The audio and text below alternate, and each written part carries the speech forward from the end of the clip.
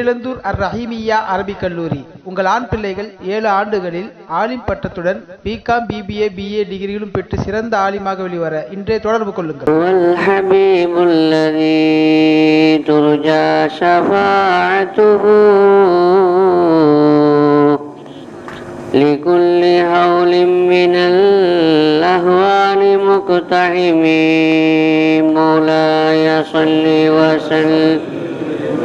دائما أبدا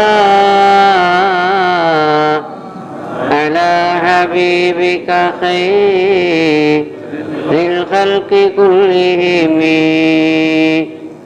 يا أكرم الخلق ما لمن ألوذ به سواك عند حلول الحادث العمم مولاي وسلم دائما أبدا على حبيبك خير الخلق كلهم. السلام عليكم ورحمة الله وبركاته. الحمد لله نحمده ونستعينه ونستغفره ونؤمن به ونتوكل عليه. نعوذ بالله من شرور أنفسنا ومن سيئات أعمالنا. من يهدي الله فلا مضل له ومن يضلل فلا هادي له. ونشهد أن لا إله إلا الله وحده لا شريك له. ونشهد أن سيدنا ومولانا محمدا عبده ورسوله. اللهم صل على سيدنا محمد وعلى آل سيدنا محمد وبارك وسلم عليه. أما بعد فقد قال الله تعالى في كلامه القديم والفرقان المجيد بعد أعوذ بالله من الشيطان الرجيم بسم الله الرحمن الرحيم بل الله يزكي من يشاء صدق الله العلي العظيم. அளவற்ற அருளாளன் நிகரற்ற அன்புடையோன் எல்லாம் வல்ல அல்லாஹுவின் திருப்பெயரால் துவக்கம். அல்லாஹுவை பயந்து நடந்து கொள்ளும்படி வாழ்வின் எல்லா நிலைகளிலும் தக்வாவுடைய வாழ்க்கையை மேற்கொள்ளும்படி முதலாக எனக்கும் உங்களுக்கும் உபதேசம் செய்து கொள்கிறேன். 1500வது மீலாது ஷரீஃபினுடைய விழா, வழிமார்களுடைய விழா மற்றும் இந்த பள்ளிவாசலோடு தொடர்புடைய மதரசா திறப்பு விழா திருவல்லிக்கேணி வட்டார ஜமாஅத்துல் உலமாவின் சார்பாக ஏற்பாடு செய்யப்பட்டு மிகச் சிறப்பாக நடைபெற்று கொண்டிருக்கிற இந்த நல்ல நேரத்தில் எனது சங்கைக்கும் மிகுந்த மேன்மைக்கும் உரிய உஸ்தாது பெருந்தகை தமிழ்நாடு அரசு சீஃப் காஜி அவர்கள் வருகை தந்திருக்கிறார்கள். அவர்களுக்கு முன்னிலையில் அவர்களுடைய துஆவை பெற்று பேசுவதை நான் பாக்கியமாக கருதுகிறேன். இந்த விழாவினுடைய தலைவர் மற்றும் எனக்கு முன்பு உரை நிகழ்த்திய அமீனுல் உலமா, தமிழ்நாடு ஜமாஅத்துல் உலமாவுடைய பொதுச் செயலாளர் சங்கைக்குரிய ஹசரத் அவர்கள் தஸ்கியாவுடைய அவசியத்தை பற்றியும் அதனுடைய முக்கியத்துவத்தை பற்றியும் எடுத்து சொன்னதோடு மட்டுமல்லாமல் தஸ்கியா சம்பந்தமான அதனுடைய பத உரையை குர்ஆன் ஹதீஸினுடைய ஆய்வை மேற்கொண்டு அது சம்பந்தமான ஒரு தொகுப்புரையையும் நமக்கு தெளிவாக வழங்கியிருக்கிறார்கள். சங்கைக்குரிய பெருமக்களே, துவக்க உரை நிகழ்த்திய சையத் அலி பாக்கவி அவர்கள் தஸ்கியா விழாவிலே நாம் கலந்து கொண்டிருக்கிறோம். இங்கிருந்து நாம் விடைபெறுகிற பொழுது தஸ்கியா பெற்று செல்ல வேண்டும். அல்லாஹ் நமக்கு தௌஃபீக் செய்வானாக. சங்கைக்குரியவர்களே, தஸ்கியா என்பது அது உரைகளை கேட்பதால் அல்லது ஆட்சிகளை படிப்பதனால் மட்டும் வருவக்கூடிய ஒன்று அல்ல. அது பயிற்சி பெறுவது, அது சுஹபத்தின் மூலமாக கிடைக்கக்கூடிய ஒன்று என்பதை ஆரம்பமாக நான் உங்களுடைய மனதிற்கு அந்த கருத்தை கொண்டு வந்து, பொதுவாக கண்ணால் பார்ப்பதும் பொய், காதால் கேட்பதும் பொய், தீர விசாரிப்பது அதுவும் பொய் என்று சொல்லுவார்கள். தீர விசாரிப்பது தான் அது மெய் என்றுதான் நாம் கேட்டு கேட்டு வந்திருக்கிறோம். ஆனால் விஞ்ஞானிகளும் சரி மெஞ்ஞானிகளும் சரி தீர விசாரிப்பதும் பொய். பின்ன எது மெய் என்றால் அனுபவமே மெய் என்று சொல்கிறார். விஞ்ஞானிகளை பொறுத்த வரைக்கும் யார் எதை சொன்னாலும், அவர்கள் கண்ணால பார்த்தாலும் கூட அவர்கள் அதை நம்ப மாட்டார்கள், ஒத்துக்கொள்ள மாட்டார்கள். அவர்களுடைய அணுகுமுறை என்னவென்றால் பரிசோதனை முறை. அதை பரிசோதித்து அந்த பரிசோதனையிலே அவர்களுக்கு அது உண்மை என்று அனுபவத்தில் அவர்கள் அதை விளங்க வேண்டும், பார்க்க வேண்டும், உணர வேண்டும். இதே போலத்தான் விஞ்ஞானிகளும், அவர்களும் எதையும் பார்த்து அல்லது கேட்டு அவர் சொன்னார் இவர் சொன்னார் என்று எதையும் அவர்கள் நம்புவதும் இல்லை, என்று அவர்கள் பேசுவதும் இல்லை. மாறாக அவர்களுடைய சொந்த அனுபவத்தில் பெற்றுக்கொள்வதுதான் மெய் என்ற உணர்வை பெற்றவர்கள் தான் சூஃபியாக்கள், விஞ்ஞானிகள்.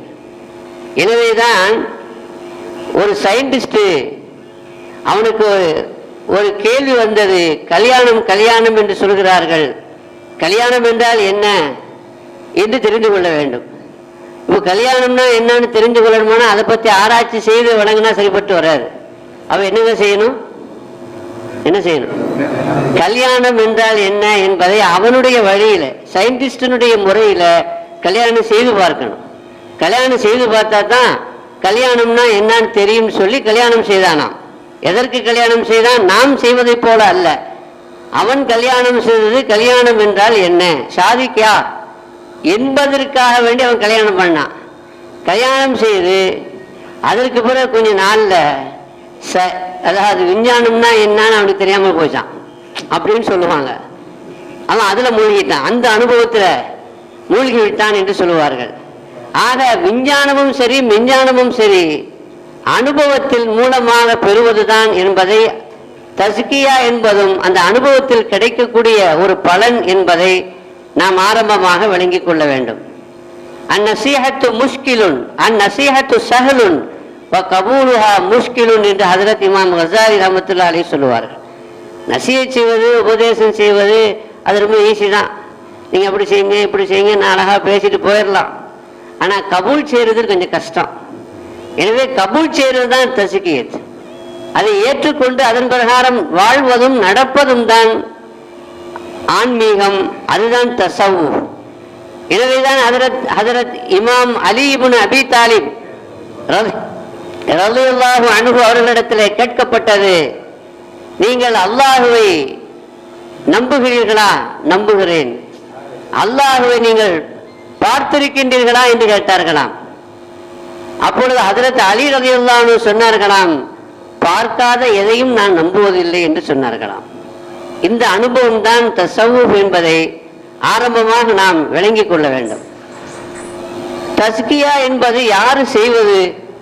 ஹஜ்ரத் அவர்கள் மேற்கோள் காட்டிய பல்வேறு ஆயத்துகளிலே தஸ்கியா உண்மையில் செய்வது அல்லாஹ், வலில்லாஹு யுஸக்கி மையஷா, அல்லாஹ் தான் தஸ்கியா செய்வான் என்று குர்ஆனிலே பல்வேறு இடங்களிலே சொல்கிறான். ஆனால் இன்னொரு இடத்துல, 3 இடத்திலே குறிப்பாக நமது நாயகம் ரசூலை கரீம் ஸல்லல்லாஹு அலைஹி வஸல்லம் அவர்களை குறித்து சொல்கிற வசனங்களில் தஸ்கியா செய்வது யார் என்றால் அல்லாஹ்வுடைய ரசூல் ஸல்லல்லாஹு அலைஹி வஸல்லம் அவங்க தான் தஸ்கியா செய்வாங்கன்னு சொல்றோம். ஹுவல்லதி பஅஸ ஃபில் உம்மiyyin ரசூலம் மின்ஹும் யத்லூ அலைஹிம் ஆயாத்திஹி வ யுஸக்கீஹிம் வ யுஅல்லிமுஹுமுல் கிதாப வல் ஹிக்மா. அல்லாஹ் தன்னை பற்றி அறிமுகம் செய்கிற பொழுது நான் யார் என்றால் அதை ரசூலை கொண்டு அல்லாஹ் அறிமுகம் செய்கிறான். இந்த ரசூலை அனுப்பினானே அவன்தான் அல்லாஹ் என்று ரசூலை கொண்டு தன்னை அறிமுகப்படுத்துகிறான்.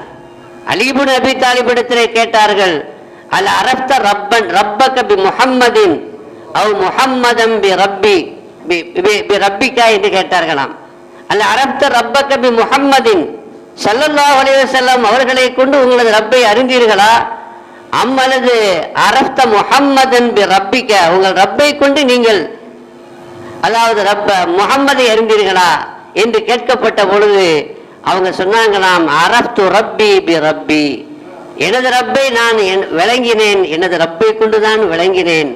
முஹம்மது ஸல்லல்லாஹு அலைஹி வஸல்லம் அல்லமனி மாஹுவல் மக்சூது மின்னி, என்னால் அல்லாஹ் எதை நாடுகிறான், என்னிலிருந்து அல்லாஹ் எதை நாடுகிறான், அவனால் நாடப்பட்ட மக்சூது என்ன என்பதை எனக்கு பூமா நபி ஸல்லல்லாஹு அலைஹி வஸல்லம் அறிவித்தார்கள் என்று குறிப்பிடுவார்கள். அந்த அடிப்படையில் தஸ்கியா என்பது அது நபிமார்களை அல்லாஹ் அனுப்பியதனுடைய நோக்கங்களில் பிரதானமான ஒன்று. கிதாபுல்லா ரிஜாலுல்லா என்று சொல்லுவார்கள். தஸ்கியா செய்வதற்கு கிதாபு மட்டும் போதாது. கிதாபு மட்டும் போதும் என்றால் வேதங்களை மாத்திரம் அல்லாஹ் அனுப்பி அதோடு நிறுத்தியிருப்பான். ஆனால் அந்த வேதத்தை கொடுத்து ரசூல்மார்களை நபிமார்களை அல்லாஹ் அனுப்பி அவர்களை மூலமாக அந்த தஸ்கியா என்ற மகத்தான தூய்மை பணியை நமக்கு ஏற்படுத்தினான் என்றால் நாம் இங்கு விளங்கிக் கொள்ள வேண்டிய விஷயம், அல்லாஹ் தான் தஸ்கியா செய்வான். எப்படி செய்வான்? நபியின் மூலமாக தஸ்கியா செய்வான். அந்த நபியின் மூலமாக எப்படி தஸ்கியா செய்வான் என்றால் அந்த ஒன்று நபியின் மூலமாக அல்லது நபியினுடைய அந்த பாசறையிலே வந்த ஷேகுமார்கள் ஞானிகளை கொண்டு அல்லாஹ் தஸ்கியா செய்வான் என்பதைத்தான் அல்லாஹ்வினுடைய ஏற்பாடாக இருக்கிறது என்பதை நாம் விளங்கிக் கொள்ள வேண்டும். தரீக்கத் என்று நாம் சொல்கிறோம். தரீக்கத்தினுடைய ஷேகுமார்களை நாம் சொல்கிறோம். ஷேகுமார்கள் இரண்டு வகையாக இருக்கிறார்கள். ஒன்று பரக்கத்துக்கு உடைய ஷேகுமார்கள், சில ஔராதுகளை சொல்லிக் கொடுப்பார்கள். அதை நாம் ஓதி வந்தால் தொடர்ந்து ஓதி வந்தால் அதனால சில குணங்கள் ஏற்படும், சில நல்ல மாற்றங்கள் ஏற்படும். ஆனால் இன்னொரு ஷேக் இருக்கிறாங்க, அவங்க தர்பியத்துடைய ஷேக். நம்மை உற்று நோக்கி நம்மளுடைய குறை நிறைகளை அவர்கள் கண்டு அறிந்து குறைகளை நிவர்த்தி செய்யக்கூடிய ஒரு மகத்தான ஷேகுக்கு பேரு தான் முரப்பியான தர்பியத்துடைய ஷேகு என்று பெருமக்கள் நமக்கு சொல்லித் தருகிறார்கள். அப்படி ஒரு ஷேகை அல்லாஹ் நமக்கு நசீபாக்குவானாக. சங்கைக்குரியவர்களே, தரீக்கத்து என்று சொல்கிறோமே, இது எங்கிருந்து வந்தது? ஷரியத்தை நாம் அறிந்திருக்கிறோம். ஆனால் தரீக்கத்து எங்கிருந்து வந்தது என்று பல பேர் கேட்பது உண்டு. ஆனால் ஷரியத்தும் தரீக்கத்தும் குரானிலிருந்து வந்ததுதான் என்பதை நாம் விளங்கிக் கொள்ள வேண்டும்.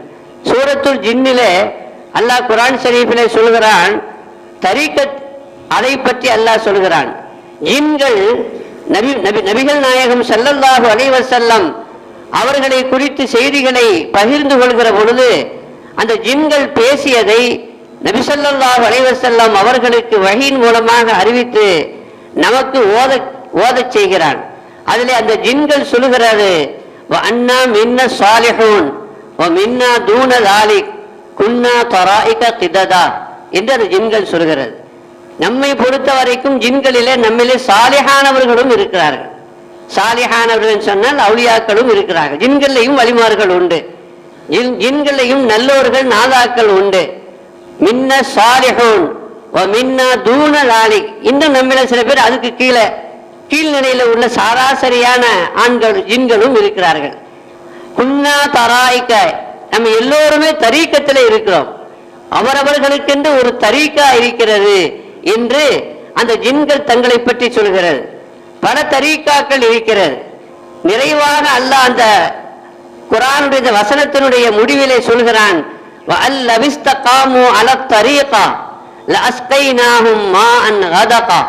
அல்லாஹ் சொல்கிறான், அந்த தரீக்கத்திலே நாம் நிலைத்திருந்தால், இஸ்திகாமத்தோடு இருந்தால், அதாவது அதில ஸ்திரமாக நாம் இருந்தால் அல்லாஹ் சொல்கிறான்,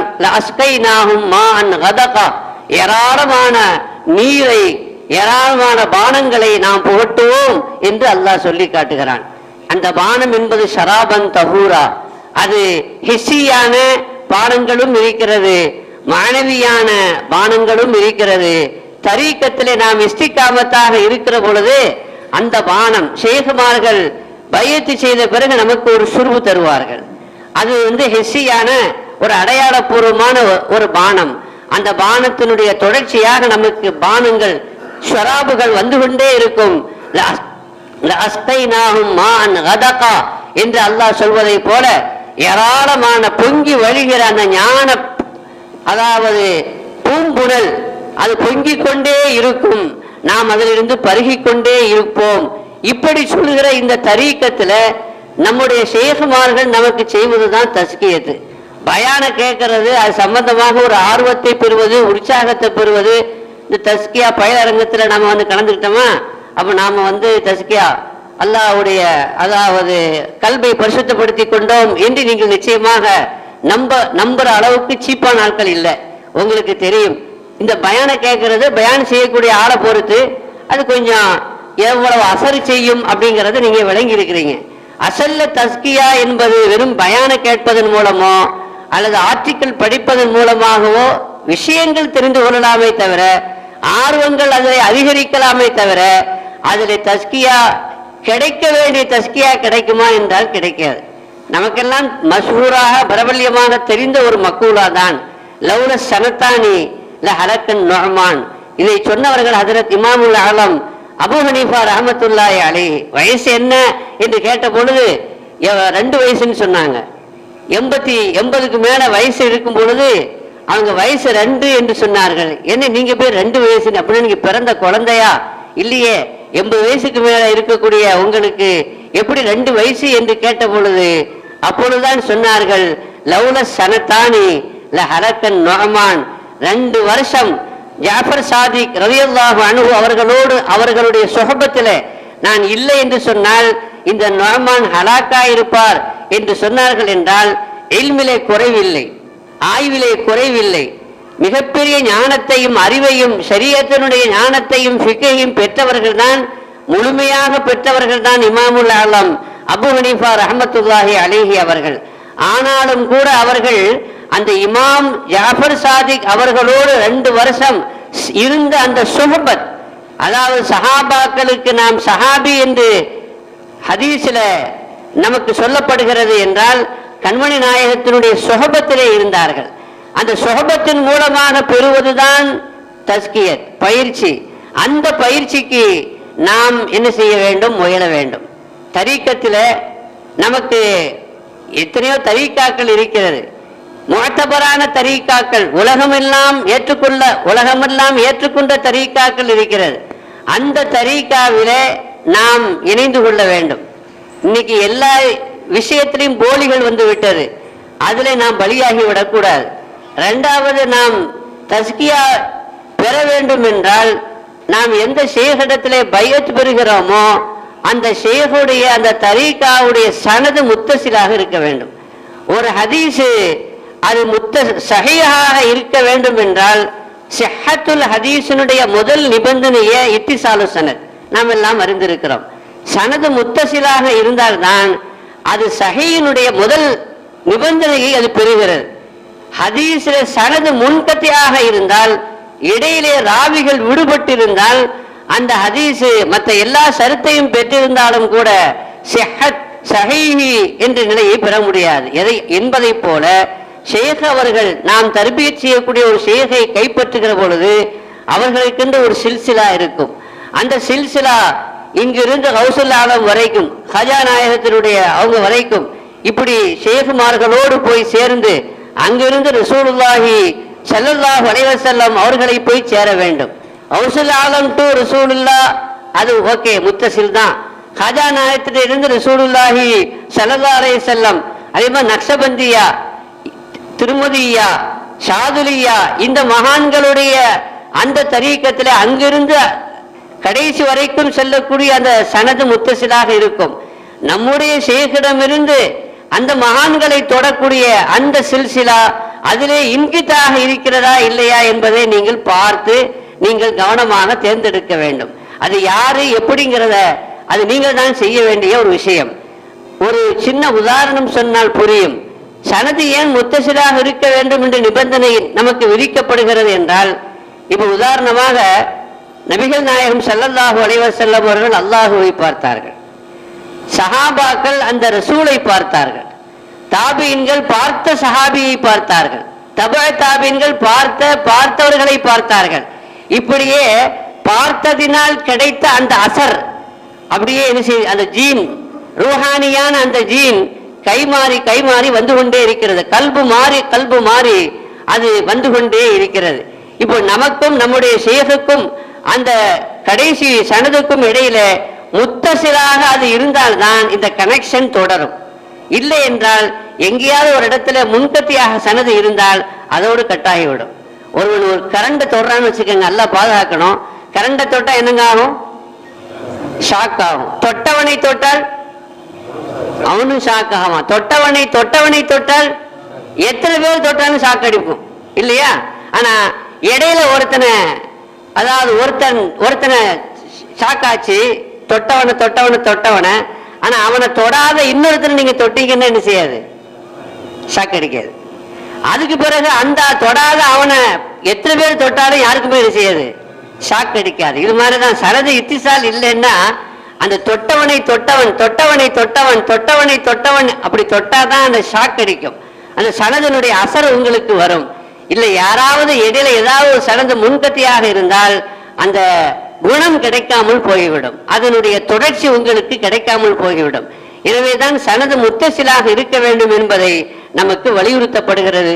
எனவே தஸ்கியாவுக்கு ஒரு முஅத்தபரான தரீக்காவும் அந்த முஅத்தபரான தரீக்காவில் இருக்கிற ஷேഖனுடைய சில்சிலா அது முத்தசில் சனதாக இருக்க வேண்டும். அப்பொழுதுதான் நாம் சரியான வழியில் முறையான தஸ்கியாவை பெற முடியும் என்பதை உங்களுடைய மனதிலே நிறுத்தி கௌசுல் ஆலம் மொஹிதீன் அப்துல் காதிர் ஜீலானி கத்தசல்லாஹு சிர்ரவுல் அஸீஸ் சொல்லுவாங்க, 2 ஜும்லாவில் மொத்த சாப்டரையும் க்ளோஸ் பண்றாங்க. இந்த நிலையை நீங்கள் அடைவதற்கு என்ன செய்ய வேண்டும்? தஸ்கியா என்று சொல்கிறோம், இபாதத்துகள் செய்கிறோம், அந்த இபாதத்தின் மூலமாக ஏற்றம் பெறுகிறோம், மர்த்தபாக்களை பெறுகிறோம். எல்லாம் பெறுவதற்கு செய்ய வேண்டிய 2 விஷயம், அடிப்படையான விஷயம் இருக்கிறது. அதை கௌசுல் ஆலம் மொஹிதீன் அப்துல் காதிர் ஜீலானி கத்தசல்லாஹு சிர்ரவுல் அஸீஸ் அவர்கள் 2 ஜும்லாவிலே வாக்கியங்களிலே சென்டென்ஸில் நமக்கு சொல்கிறார்கள். என்ன சொல்கிறார்கள்?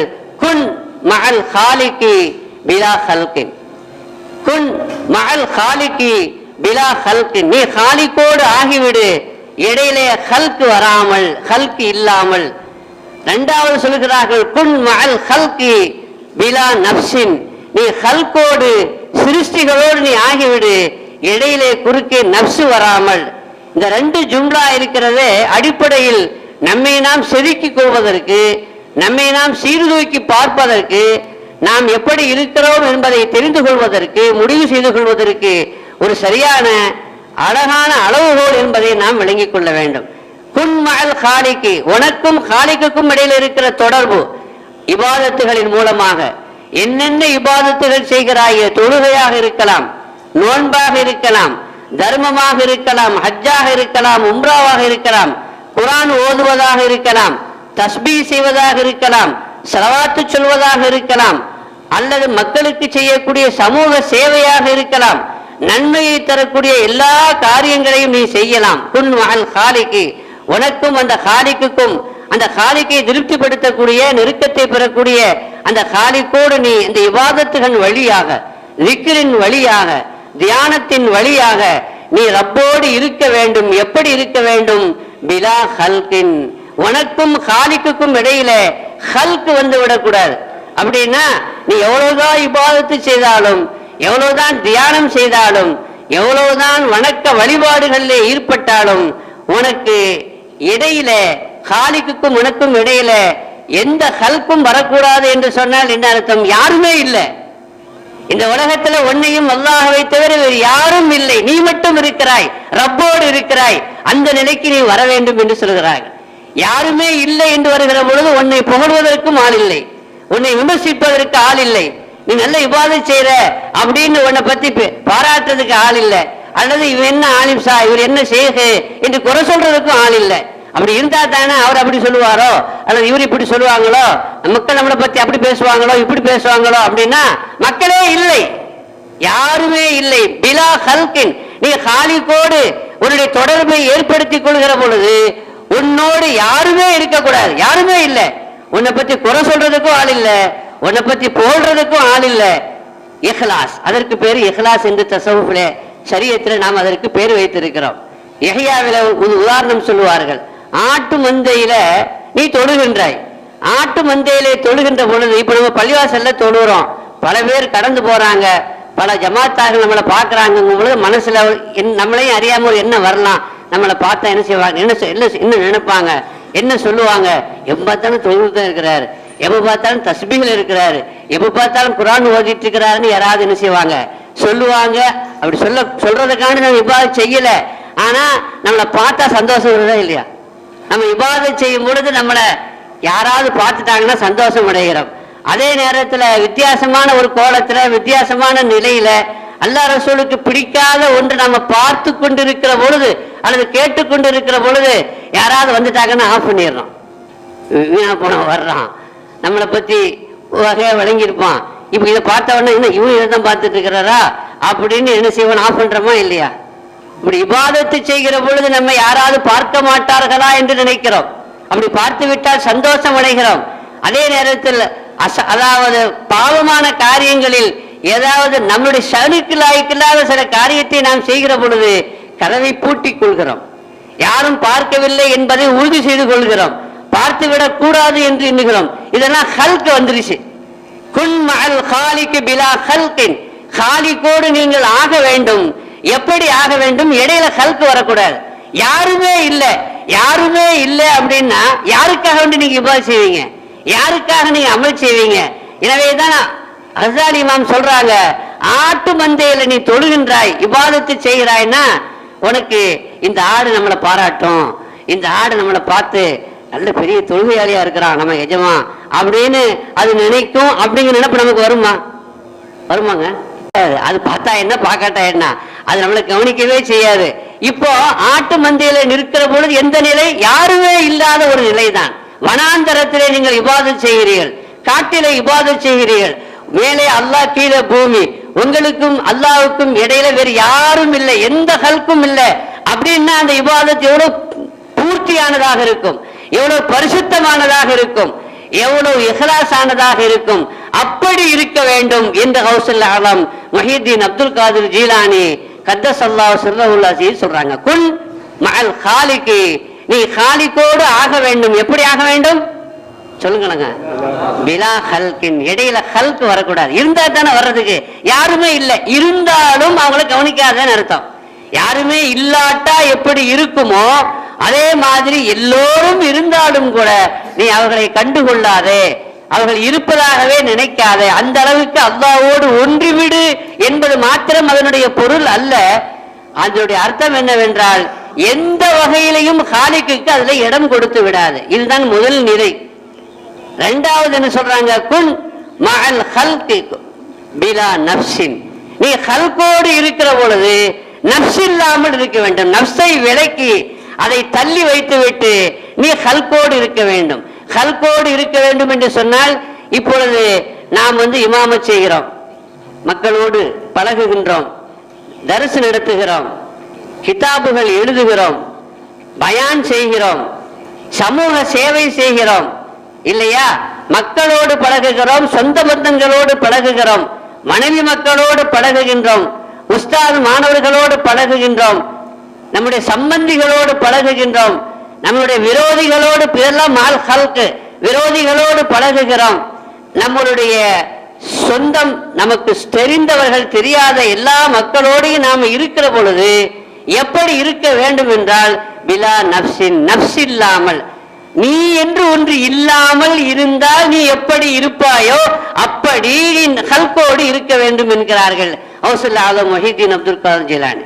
இப்ப யாராவது உங்களை பத்தி அவன் இந்த மாதிரி பேசுறான் அப்படின்னு சொல்லும் பொழுது உங்களுக்கு வருத்தம் வருதா இல்லையா? எனக்கு வருத்தனங்க செய்யுது. அப்படியே பேசினாரு, என்னை பத்தி யாராவது புகழ்ந்து ஹஜ்ரத் உங்களை பத்தி அவர் நல்லா புகழ்ந்து சொன்னாரு அப்படின்னு சொல்லும் பொழுது ஒரு சந்தோஷம் வருது எனக்கு. அதே நேரத்துல என்னங்க அவங்களை பத்தி அப்படி சொல்றாரு, அப்படி குறை சொல்றாரு அப்படின்னு சொல்லும் பொழுது எனக்கு மனசுல கஷ்டம் வருதா இல்லையாங்க? உங்களுக்கு அது அனுபவம் இல்லாமல் இருக்கலாம், அதனால நீங்க பேசாம இருக்கிறத பார்த்தா உங்களுக்கு அப்படி கஷ்டமே வராது போல தெரியுது. ஏன்னா நீங்க நஃப்ஸை துறந்தவர்கள், நஃப்ஸ் உங்களுக்கு இல்லைன்னு நினைக்கிறேன். நீங்கள் என்று ஒன்று இல்லை, நான் என்பதை அற்றுவிட்டது, அதை அகற்றி விட்டீர்கள். ஆனா நஃப்ஸோடு இருக்கின்ற எனக்கு அது வருத்தத்தை தருகிறது. புகழும் பொழுது சந்தோஷம் வருகிறது, அதே நேரத்தில் குறை சொல்கிற பொழுது மனசுக்கு கஷ்டம் வருது. யாராவது கீபத்து பேசுனாங்க அப்படின்னா, யாராவது குறை சொன்னாங்கன்னா நப்சுக்கு வருத்தம் வருதா இல்லையா? இருந்தா தானே வருத்தம் வரும். என்னங்க, அசல்ல கோபப்படுறது, வருத்தப்படுறது, சந்தோஷப்படுறது நீங்க இல்லைங்க. அசல்ல கோபப்படுறது, சந்தோஷப்படுறது, வருத்தப்படுறது, டென்ஷன் ஆகுது, அதுவுமே எதில்? அது உங்க நப்சு தான். அந்த நப்சு தான் கோபப்படுது, அந்த நப்சு தான் சந்தோஷப்படுது, அந்த நப்சு தான் ஆவேசப்படுது. ஆனா அது நீங்க அல்ல. நீங்கள் என்பது யார்? பரிசுத்தம். அது சலனமில்லாதது, அதை தொட முடியாது, அதை அதுக்கு அடியும் இல்லை நுனியும் இல்லை இல்லையா? அதை பற்றி சொல்லிக்கொண்டே இருக்க வேண்டும். அப்படிப்பட்ட ஒன்றுதான் தண்ணீரிலே நினையாதது, நெருப்பிலே கரியாதது. நெருப்பு அதன் மேலே தான் எரியும், ஆனால் அது எரியாது. தண்ணீர் அதன் மேலே தான் விழும், ஆனால் அது நனையாது. குப்பை அதிலே போட்டால் குப்பை உங்கள் மேல் விழாது. அப்படி பரிசுத்தம் நீங்கள். ஆனால் உங்களோடு இருக்கிற அந்த நப்சு இருக்கிறது, அதுதான் கோபப்படுகிறது, அதுதான் வருத்தப்படுகிறது, அதுதான் சந்தோஷப்படுகிறது. இப்பொழுது நப்சு இருந்தா தானே சந்தோஷப்படுறதுக்கு, நப்சு இருந்தா தானே வருத்தப்படுறதுக்கு. உன்னை பத்தி அப்படி சொல்லிட்டானப்பா, அப்படியா சொன்னா நான் என்னென்னமோ பண்ணிருக்கேன் அவனுக்கு, நான் தானே சார், நான் தானே அவனை அப்படி ஆக்குனேன் இப்படி ஆக்குனேன், என்னை பத்தி இப்படியா நினைக்கிறான் இப்படியா பேசுறான் அப்படின்னு வரும்பொழுது நான் தான் வந்துருச்சு இல்லையா? நான் என்பது இல்லாமல் நப்சை அகற்றி நப்சு என்று ஒன்று இருந்தால் தானே உங்களுக்கு அந்த வருத்தம் வரும், உங்களுக்கு அந்த கோபம் வரும். இப்ப யாராவது உங்கள்கிட்ட வந்து சொன்னா, இந்த மாதிரி பேசினானு சொன்னாலும் உங்களுக்கு எஃபெக்ட் ஆகாது. யாராவது புகழ்ந்து சொன்னாலும் அது அசரி செய்யாது. சுருக்கமா விளங்குறதுக்கான சொல்ற போறதா, நீங்க எப்படி இருக்கா? சூடு சுரணை இல்லாத எப்படி இருப்பான்? யாராவது நம்மள்கிட்ட வந்து அவன் அப்படி சொன்னான் இவன் இப்படி சொன்னான்னா இந்த கால வைக்க அந்த காதல ஓடணும். நப்சு சூடு சுரணை இல்லாம, நீங்க சூடு சுரணையோடு இருக்கணும், ஆனா நப்சு சூடு சுரணை இல்லாம இருக்கணும். அப்படி இருந்தால்தான் குன் மஅல் ஹல்கி பிலா நப்சின், நப்சு இல்லாமல் நீ ஹல்கோடு ஆகிவிடு. எந்த சேவையும் செய்யலாம், எந்த அமலும் செய்யலாம், எந்த மக்களோடும் தொடர்பு கொள்ளலாம், எந்த மக்களோடும் கலந்துறவாடலாம், கலந்திருக்கலாம். பள்ளிவாசலிலும் இருக்கலாம், சந்தையிலும் இருக்கலாம், அரசியலிலும் இருக்கலாம், ஆன்மீகத்திலும் இருக்கலாம். ஆனால் பிலா நப்சின், என்னதுங்க? நப்சு இல்லாமல் இருக்க வேண்டும். அப்படி இருந்தால் நீங்க வலியுள்ளதான், சந்தேகமே இல்லை. நப்சு இல்லாமல் எப்படி இருக்கிறது? சாதாரணமா ஒரு பெரிய ஷேக் இருந்தாங்க, பெரிய ஞானி இருந்தாங்க.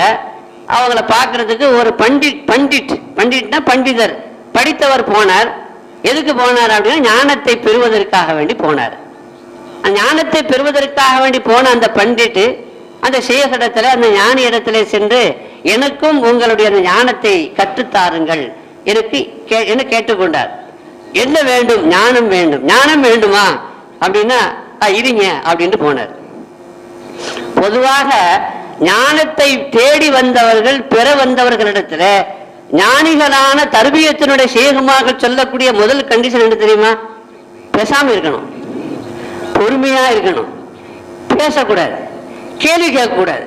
குர்ஆன் ஷரீஃபிலே ஹிதர் அலைஹிஸ்ஸலாம் மூசா நபிக்கு போட்ட ஒரே நிபந்தனை அதுதான், ஃபலா தஸ்அல்னி அன் ஷையின். எதை பத்தி வரலாம் என் கூட, எவ்வளவு நாள் வேணாலும் என் கூட இருக்கலாம், ஆனா என்னங்க ஒரே நிபந்தனை? ஃபலா தஸ்அல்னி அன் ஷையின் ஹத்தா உஹதிஸ லக ذிக்ரா. நானா சொல்ற வரைக்கும் நீங்க என்ன செய்யக்கூடாது?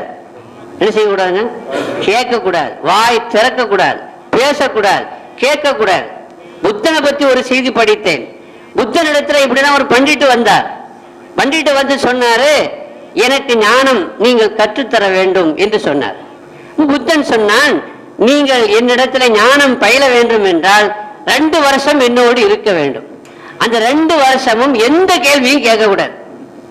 அந்த 2 வருஷமும் எல்லா ஞானிகளும் அசல்ல ஒண்ணுதானே, இந்த மெய்ப்பொருளை நாடி தேடி சென்று அடைந்தவர்கள் தானே. அப்ப அவங்க சொன்னாரு, 2 வருஷம் நீ என் கூட இருக்கணும், ஆனா என்ன செய்யக்கூடாது? 2 வருஷத்துக்கு எந்த கேள்வியும் கேட்கக்கூடாது. எந்த கேள்வியும் கேட்காம இருந்து 2 வருஷம் அமைதியா சபரோடு இருந்தால் அதுக்கு பிறகு நீ என்ன கேள்வி கேட்டாலும் நான் என்ன செய்வேன்? சொல்லுவேன் அப்படின்னாரு. அப்ப அங்க ஒரு ஆள் அந்த அந்த அதாவது அந்த மடத்துல படுத்திருந்தாரு ஒரு ஆளு. அவரு சிரிச்சார். ஏங்க நீங்க சிரிக்கிறீங்க அப்படின்னு இவரு போய் கேட்டார். இப்போ அவர் சொன்னார் இந்த ஆளை நம்பாத. இப்படிதான் நானும் வந்தேன். 2 வருஷம் ஆச்சு, 2 வருஷம் ஆச்சு, இது வரைக்கும் ஒன்றும் சொல்லலை. எங்கிட்டையும் இதே நிபந்தனை தான் போட்டா இருந்தாரு. 2 வருஷம் நீ பேசாம இருக்கணும், கேள்வியே கேட்கக்கூடாது. நான் நிறைய கேள்விகளோடு வந்தேன், லிஸ்ட் பெருசு, பட்டியல் நீளமானது. ஆனா இப்போ 2 வருஷம் இவரோடு இருந்ததுல கேள்வியே மறந்து போச்சு. என்ன கேள்வி கேட்க வந்த ஒரு கேள்வியும் தெரியல. அதனால எதை கேட்கணும்னு இப்பவே கேட்டுரு, இப்பவே கேட்டு விடு. இல்லை என்றால் அந்த கேள்வி என்ன என்றே அவனுக்கு தெரியாமல் போய்விடும். கேள்வியை அழிப்பதுதான் ஷேகனுடைய வேலை, கேள்விக்கு பதில் சொல்வதல்ல ஷேகனுடைய வேலை.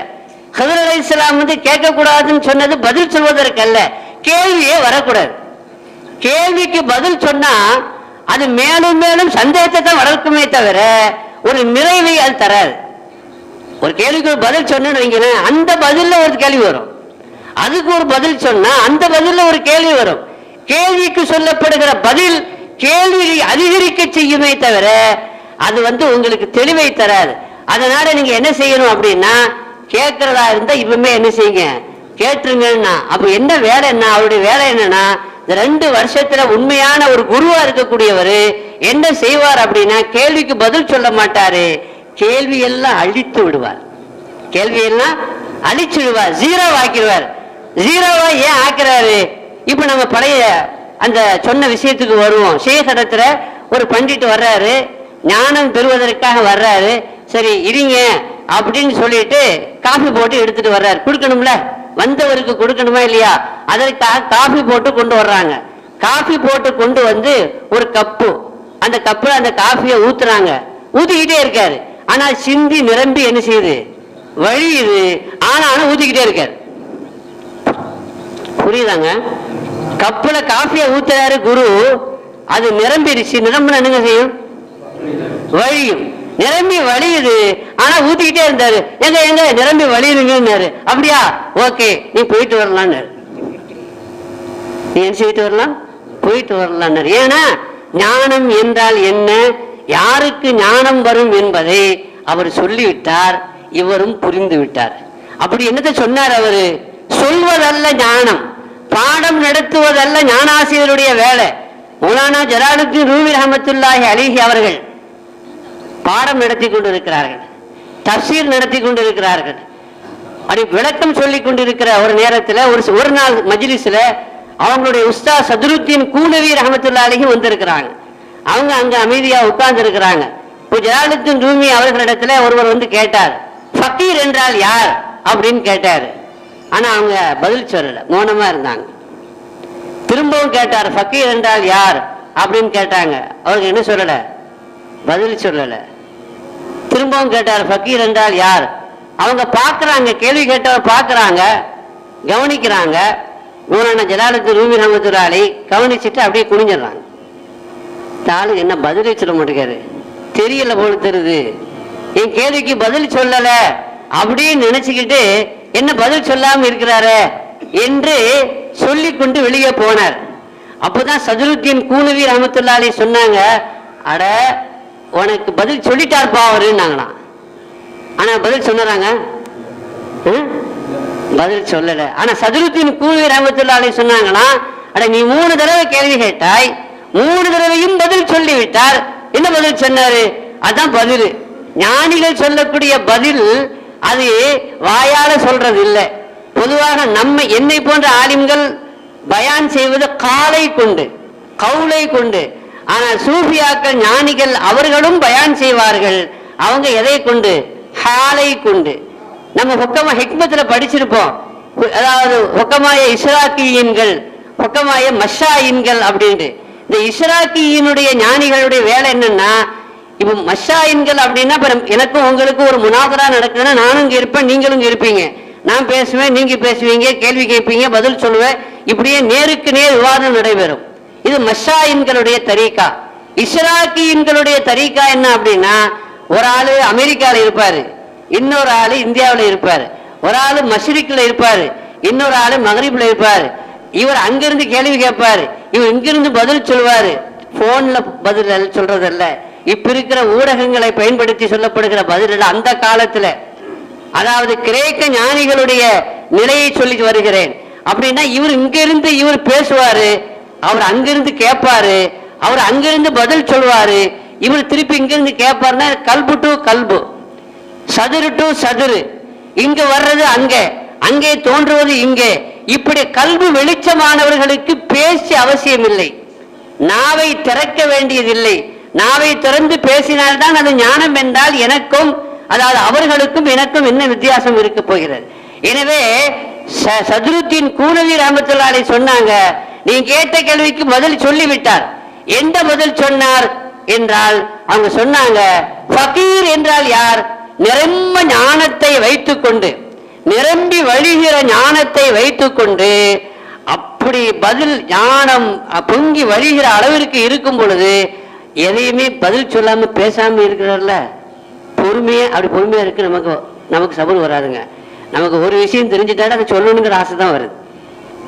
தெரியல நீங்க சொல்லிடுவானோ, இந்த இவரை போய் பெரிய அஹிம்சா நினைச்சோம்னா இந்த ஆளுக்கு ஒன்றும் தெரிய மாட்டேங்குன்னு சொல்லிடுவானோ என்று நினைச்சு கொஞ்சம் அடிச்சு விடவும் செய்வோம். நான் என்ன சொல்றேன்னு வச்சுக்கோங்களேன், தெரியாட்டாலும் சொல்லக்கூடிய ஆசாமி. இப்ப தெரிந்து விட்டால் தெரிந்ததை சொல்லாமல் இருப்பேனா? இருக்க மாட்டேன். அப்போ தெரிந்ததை வைத்துக்கொண்டு, தெரிந்ததை கல்விலே நிறைத்து வைத்துக் கொண்டு பதில் சொல்லாமல் இருப்பது ஞானம். அந்த அடக்கிறது, நப்ச அடக்கிறது. இப்படி பதில் சொல்லாமல் அவர் சொல்லிக் கொண்டிருக்கிறார் என்று ஒரு பதில் சொல்லிவிட்டு அடுத்து சொன்னாங்க, இன்னொரு நிலை என்ன அப்படின்னா, நான் இப்ப இன்னொரு விஷயத்தை நம்ம அங்க வழங்கணும். ஒண்ணு ஃபக்கீர் என்றால் யாருங்கிறதையும் மௌலானா ஜலாலுத்தீன் பதில் சொல்லிட்டாங்க. இன்னொன்னு என்ன அப்படின்னா அதபு. உஸ்தாது இருக்கும் பொழுது நான் எப்படிப்பா பதில் சொல்றது? உஸ்தாது, என்னுடைய உஸ்தாத் பெருந்தகை இருக்கும் பொழுது நான் எப்படி பதில் சொல்றது? அது அதபுக்கு ஹிலாஃப் அல்லவா என்று அவர் பதில் சொல்கிறார். இப்படி இரண்டு விதமான பதில். ஆக ஞானிகளுடைய சம்பாசனையில பேச்சு இருக்காது. எனவேதான் ஜலாலுத்தீன் சொல்லுவாங்க, நாவை, அதாவது கண்ணை அடைத்து விடு, வாயையும் அடைத்து விடு, காதையும் அடைத்து விடு. அதாவது கண்ணை மூட. இந்த குரங்கு படம் போட்டிருப்பாங்கல்ல, இப்படி ஒரு குரங்கு படம் போட்டிருப்பான், இப்படி ஒரு குரங்கு படம் போட்டிருப்பான், வேற இப்படி ஒரு குரங்கு படம். இந்த மூணையும் அடைச்சா ஞானம் வந்துடும். ஜலாலுத்தீன் சொல்றாங்க, நீங்க 40 நாளைக்கு உன் கண்ணையும் அடைத்து, உன் நாவையும் அடைத்து, காதையும் அடைத்து இரு, ஒரு இடத்தில் தங்கு. உனக்கு ஞானம் வரவில்லை என்றால் என் மீது காரி துப்பு அப்படின்னு சொல்லுவாங்க. அப்ப அந்த நிலை வர வேண்டும் என்றால் அது தர்பியத்து. அந்த தர்பியத்து தஸ்கியத்து. இங்கே நான் சொல்ல நிறைவு செய்ய வருவது என்னவென்றால், நம்ம என்னங்க கடைசியில பேசிட்டு இருந்தோம்? இப்படி கேள்வி கேட்க வந்தீங்க, இதுதான் கஷ்டமான விஷயம். காஃபி அவரு கொடுத்தாரு, அந்த கப்புல ஊத்துனாரு, நிரம்பி வழியுது, எங்க சிந்துருங்க அப்படின்னு என்ன செய்தார்? அவரு சொன்னாரு. அப்படியே சரின்னு போயிட்டாரு. இவரும் சரின்னு போயிட்டு, கப்பு காலியா இருக்கணும். காலியா இருந்தா தான் கப்புல நான் என்ன செய்ய முடியும்? ஊத்த முடியும். கப்பு நிரம்பி இருந்தா நான் எதை சொன்னாலும் எதை ஊத்தினாலும் அது நிரம்பி கீழே தான் போகும். நீ பண்டிட்டா வந்திருக்கிற, ஆலிமா வந்திருக்கிற, பட்டம் வாங்கிட்டு வந்திருக்கிற இல்லையா, சனது இருக்குது, நிறைய கிதாபுகளை படித்து வந்திருக்கிறாய், கப்பு நிறைய காப்பி இருக்குது ஏற்கனவே, நிரம்பி வழியுது. இப்ப நான் எதை ஊத்தினாலும் அது அங்க என்ன செய்யாது? உள்ள போகாது. முதல்ல கப்பை காலி பண்ணிட்டு வா. நீ படிச்ச அந்த இல்மையெல்லாம் தூக்கி கடாசிட்டு வா. திறந்த காலி கப்போடு வா. அப்பொழுது நான் ஊற்றுவதை அது உள்வாங்கும் என்பதைத்தான் அந்த ஷேகு அவருக்கு சொன்னார் என்று மேன்மக்கள் விளக்கம் சொல்கிறார்கள். நான் இடத்துல நிறுத்துறேன், ஆனா நீங்க விளங்கிக் கொள்ள வேண்டும். இன்னும் கொஞ்சம் கூடுதலாக பார்க்கக்கூடியவங்க சொல்றாங்க, கப்பை காலி செய்து விட்டு வந்தாலும் பத்தாது, ஏன்னா கப்பையே போட்டு உடைச்சிருக்கிறாங்க.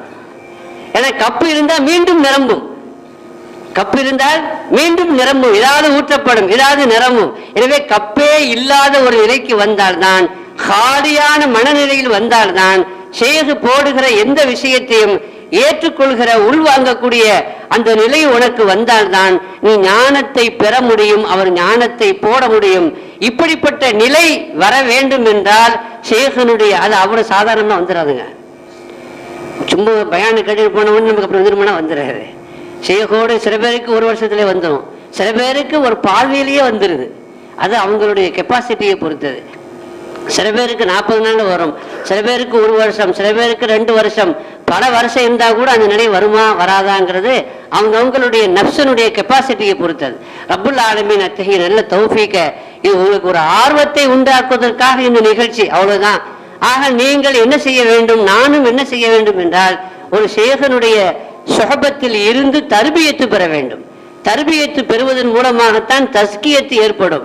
அப்படி தஸ்கியத்து ஏற்பட்டால் தான் இந்த நப்சு குன் மஅல் ஹல்கி பிலா நப்சின், ஹல்கோடு நீங்கள் என்ன செய்தாலும் அங்க நப்சு என்ன செய்யாது, இருந்தாதானே வருவதற்கு. அப்படி ஒரு நிலை உங்களுக்கு வர வேண்டும் என்றால் அல்லாஹ் நமக்கு தௌஃபீக் செய்வானாக. பிஹக்கி சய்யிதினா முஹம்மத் வ ஆலி சய்யிதினா முஹம்மத் ஸல்லல்லாஹு அலைஹி வஸல்லம் வ ஆகிரு தஅவானா அனில் ஹம்துலில்லாஹி ரப்பில் ஆலமீன். அஸ்ஸலாமு அலைக்கும் வ ரஹ்மத்துல்லாஹி வ பரகாத்துஹு. கொஞ்சம் கூடிடுச்சுன்னு நினைக்கிறேன்.